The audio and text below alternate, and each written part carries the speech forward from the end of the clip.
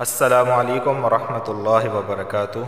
دوستو، آج میں آپ کے سامنے سورۃ اللہب کی تلاوت اور اس کا تلفظ بیان کروں گا انشاءاللہ العزیز۔ کل اس آیات کی، اس پوری سورت کی تفسیر اور ترجمہ کروں گا، ٹھیک ہے۔ اس سورت کے اندر 5 آیات ہیں اور 1 رکوع ہے۔ سورۃ اللہب مکیہ، بسم اللہ الرحمن الرحیم۔ تبت تبت یدا یدا تبت یدا ابی لہب وتب ابی لہب وتب وتب قلقلہ ہوگا، ٹھیک ہے۔ وتب با حرف قلقلہ میں سے ہے، وقف کی صورت میں یہاں قلقلہ ہوگا، یعنی آواز مخرج سے ٹکرائے گی۔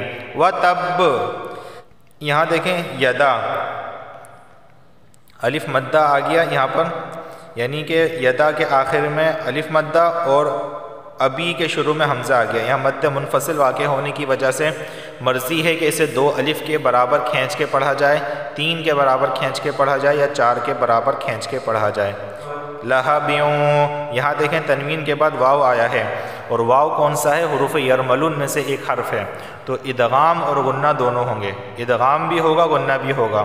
لہبیوں وتب لہبیوں وتب ما اغنا، دیکھیں یہاں بھی مد منفصل واقع ہو رہا ہے کہ ما کے آخر میں الف مدہ اور اغنا کے شروع میں حمزہ آ گیا۔ مرضی ہے 2 الف کے برابر کھینچ کے پڑھا جائے، 3 کے برابر کھینچ کے پڑھا جائے یا 4 کے برابر کھینچ کے پڑھا جائے۔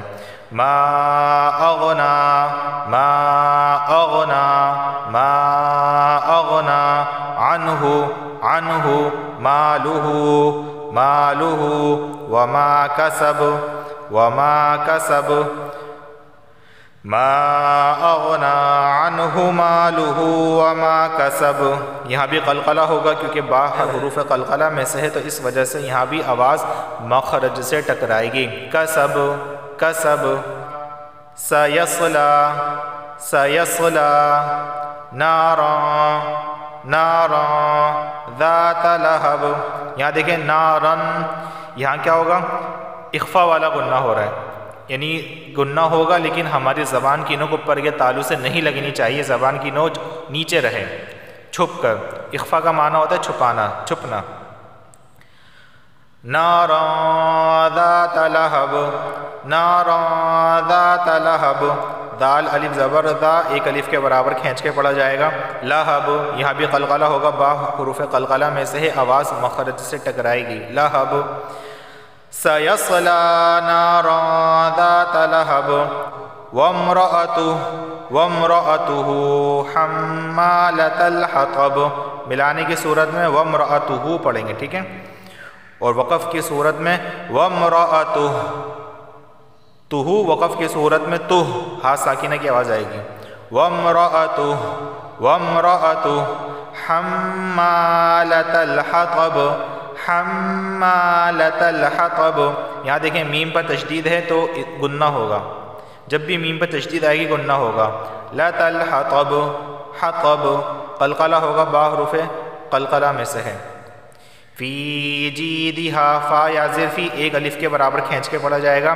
جیم یا زر جی، اسے بھی 1 الف کے برابر کھینچ کے پڑھا جائے گا، کیونکہ یا ساکنہ سے پہلے جب بھی زیر آئے گا تو اسے 1 الف کے برابر کھینچ کر پڑھتے ہیں۔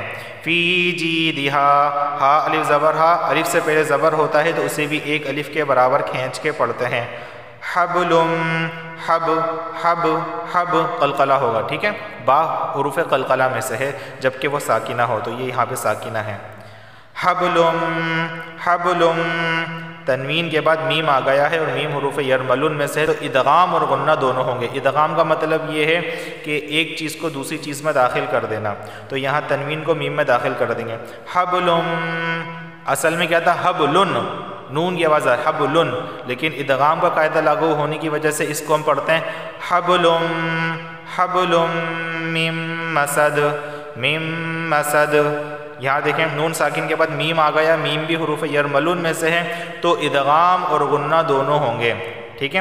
میم مسد، میم مسد، دال حرف قلقلہ میں سے ہے تو لہٰذا یہاں پہ قلقلہ ہوگا، یعنی آواز مخرج سے ٹکرائے گی. میم مسد، ٹھیک ہے. اب میں اس کی تلاوت کر لیتا ہوں. تبت یدا ابی لہب وتب ما اغنی عنہ مالہ وما کسب سیصلی نارا ذات لہب وامرأتہ حمالۃ الحطب فی جیدہا حبل من مسد.